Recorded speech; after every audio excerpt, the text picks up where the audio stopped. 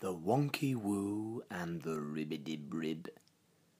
The Ribbidib Bribb was given his name, and no one knows who is to blame. It's because of the very strange noise he makes as he floats around the Muspah Lakes.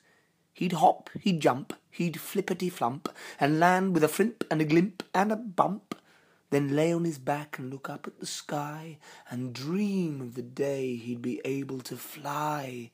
He'd strain and he'd strive, but try as he might, he couldn't achieve the power of flight.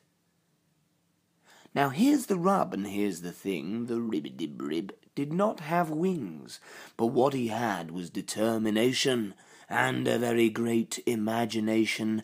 He gathered a bunch of flungal feathers, and with some string tied them together. He climbed to the top of the highest summit, and didn't so much fly as plummet.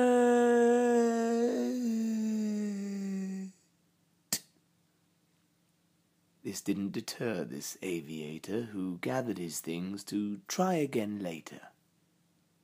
So now he had a plan in mind, but rods and paper are hard to find. He located some sticks to make a cross and covered them in candy floss. To help him reach the heady heights, he attached himself to the flimsy kite. He climbed to the top of the highest summit and didn't so much fly as plummet.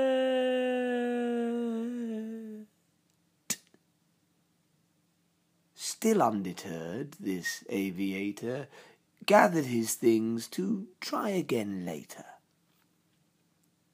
The WonkyWoo sat and watched with awe as the Bribb attempted to try once more.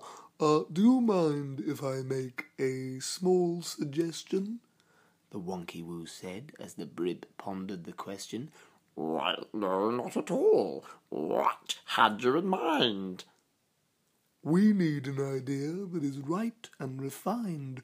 You see, I've been watching you for quite a while, and you are so clearly versatile. But if you are to achieve your dream, we will need something less extreme.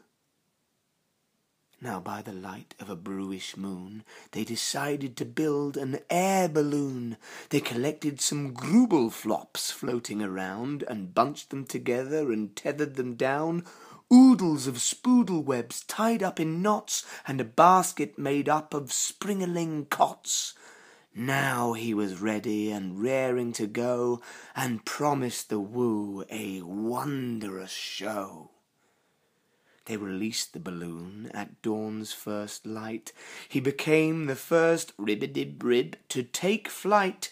The balloon rose gracefully into the air, got higher and higher, but didn't stop there. Now not only was he the first of his kind to leave the ground for a very long time, as he flew with style and smile on his face, he became the first Ribbidib Bribb in space.